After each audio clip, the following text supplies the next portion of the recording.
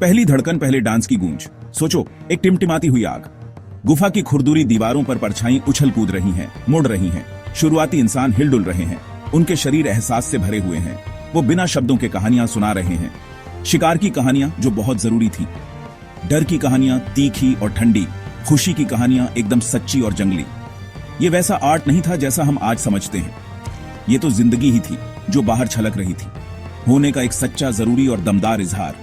वो धुन थी उनके पैरों के नीचे की जमीन, उनके दिल ताल से धड़क रहे थे, पैर जमीन पर जोर जोर से पटक रहे थे, हाथों से तालियां बज रही थीं, एक तीखी आवाज पैदा कर रही थीं, मंत्र और आवाजें रात की हवा में गूंज रही थीं।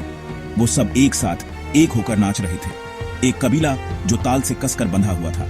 यहीं से सब कुछ शुरू हुआ था, इंसानियत का सबसे पहला डांस, एक पवित्र पल जो वक्त में कहीं खो गया, लेकिन उसकी गूंज आज भी हमारे साथ है। अब उन्हें अपनी कल्पना में देखो, चेहरे मिट्टी और राख से रंगे हुए, कंधों पर जानवरों की खालें लिपटी हुई। वो ऊंचा उछलते थे, उस हिरण की तरह जिसका वो शिकार करते थे। वो नीचे झुककर चलते थे, उस शिकारी जानवर की तरह जिसका वो आदर करते थे। वो अनदेखी आत्माओं से कृपा पाने के लिए नाचते थे। उन्हें उम्मीद थी कि कल का शिकार कामयाब होगा। स्टोन एज रिदम्स, जिंदा रहने के लिए डांस।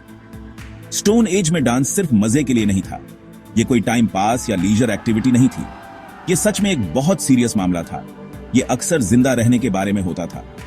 वो किसी खतरनाक शिकार की तैयारी कैसे करते थे, वो शिकार होने से पहले उसका डांस करते थे, वो अपने मन में वो जानवर बन जाते थे, वो शिकार करने के मूवमेंट्स की प्रैक्टिस करते थे। ये बहुत क्रूशल था, ये एक तरह की इंपॉर्टेंट ट्रेनिंग थी।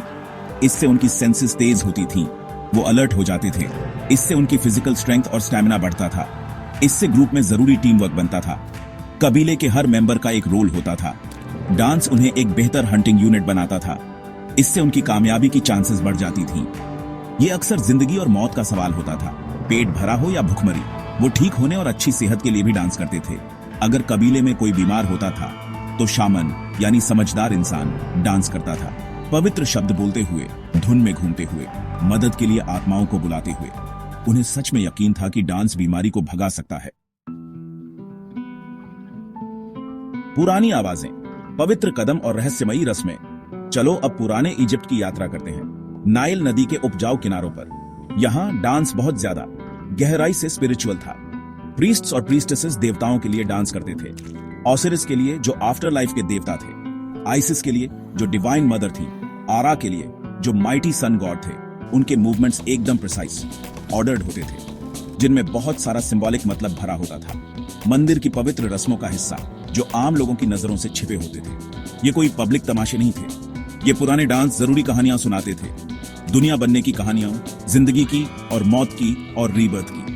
ये सिर्फ एंटरटेनमेंट के लिए नहीं किए जाते थे, ये तो चलती फिरती प्रार्थनाएं थीं जो दिखाई देती थीं। माना जाता था कि इनसे सूरज जरूर उगेगा, ये पक्का करने के लिए कि जीवन देने वाली बाढ़ आएगी, ये पक्का करने के लिए कि कॉस्मिक ऑर्डर बना रहे। इन्हें करना चुने हुए लोगों के लिए एक इंपॉर्टेंट पवित्र ड्यूटी थी। लेकिन कभी कभी इसका एक डार्कर साइड भी होता था। कुछ डांस गंभीर फ्यूनरल राइट्स का हिस्सा थे। शोक मनाने वाले अपने गहरे दुख को मूवमेंट के जरिए दिखाते थे, उनके शरीर दुख से झूमते और झुकते थे।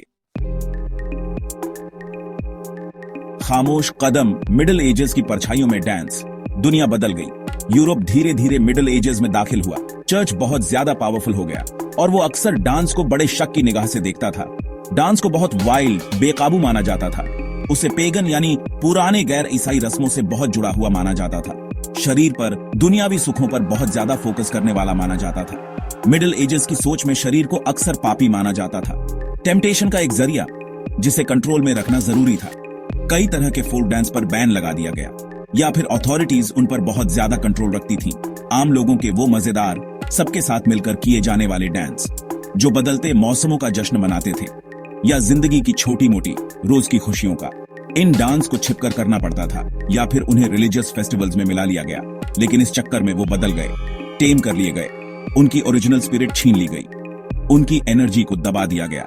फिर भी लोग हमेशा डांस करने का कोई ना कोई तरीका ढूंढ ही लेते हैं। ये इंसान की एक फंडामेंटल जरूरत है। किसान छिपकर नाचते थे, लोगों की नजरों से दूर।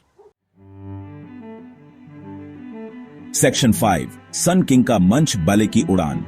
फिर आया रेनेसांस, पूरे यूरोप में आर्ट्स और कल्चर का एक बड़ा नया जन्म, और फ्रांस में एक राजा था जिसे डांस से सच में बहुत प्यार था।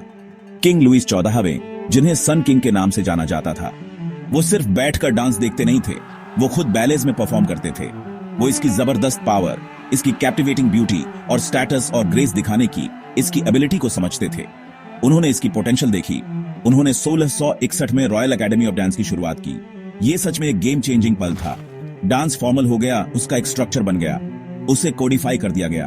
क्लासिकल बले के पहले कदम उठाए गए, पोजीशंस को फ्रेंच नाम दिए गए जो आज भी इस्तेमाल होते हैं। टेक्निक्स को ध्यान से सिखाया और रिफाइन किया गया। ये एक हाई आर्ट फॉर्म बन रहा था।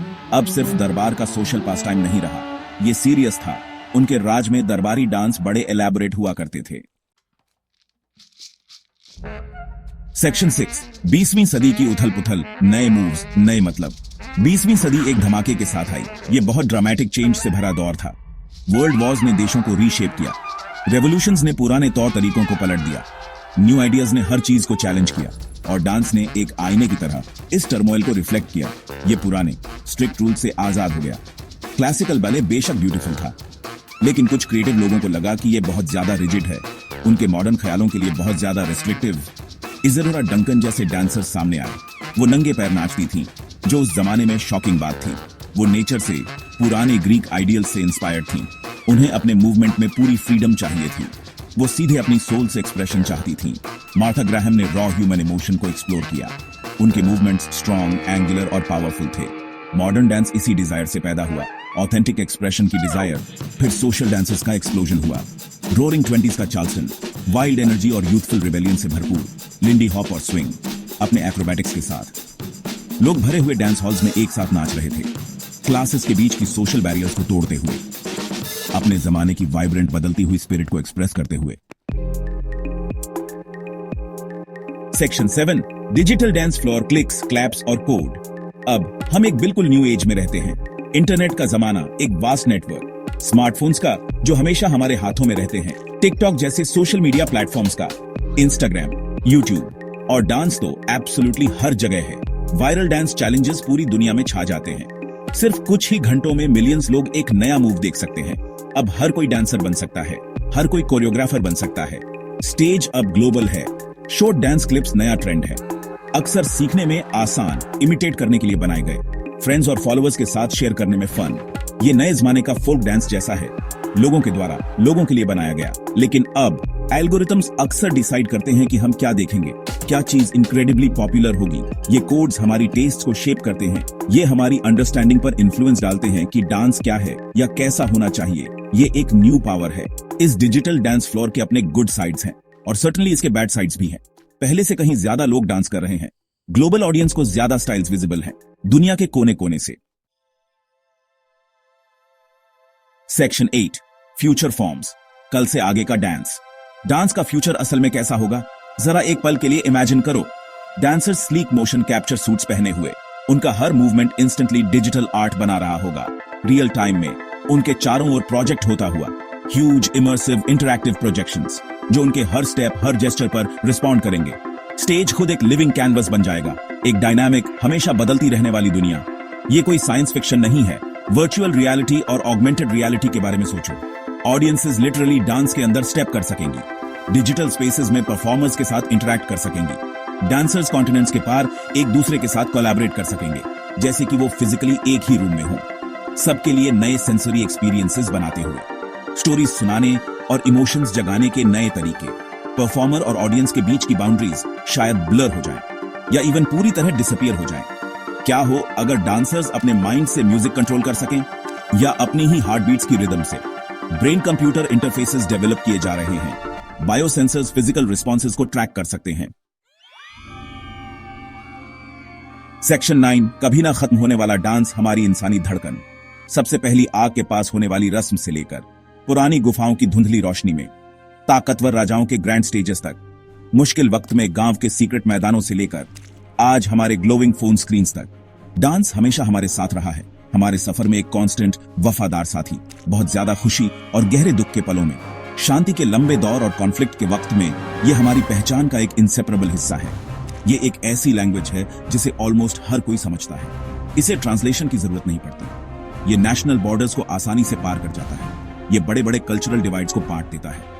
ये सीधे हमारी शेयर्ड ह्यूमैनिटी की बात करता है, अपने शरीर को मूव करने की फंडामेंटल जरूरत जो हमारे अंदर है उसे एक्सप्रेस करने की, दूसरे ह्यूमन बीइंग से कनेक्ट करने की। ये पावरफुल जरूरत एंशिएंट है, ये हमारी हड्डियों में बहुत गहराई तक दबी हुई है, एक स्टेडी रिदमिक हार्टबीट की तरह। तो चलो सच में डांस को सेलिब्रेट करें, इसके सभी वंडरफुल और वेरिड फॉर्म्स में। प्रेयर और रिचुअल के सेक्रेड डांसेस, कम्युनिटी और फन के सोशल डांसेस, थिएटर स्टेज का हाई आर्ट, प्रोटेस्ट के तौर पर डांस की रॉ एनर्जी। चलो अपने डांसर्स को सपोर्ट करें और हमारे डेडिकेटेड टीचर्स को और हमारे इनोवेटिव कोरियोग्राफर्स को। चलो डांस के लिए और स्पेस बनाएं अपनी जिंदगी में, अपनी कम्युनिटीज में, अपने बच्चों के लिए हमारे स्कूल्स में,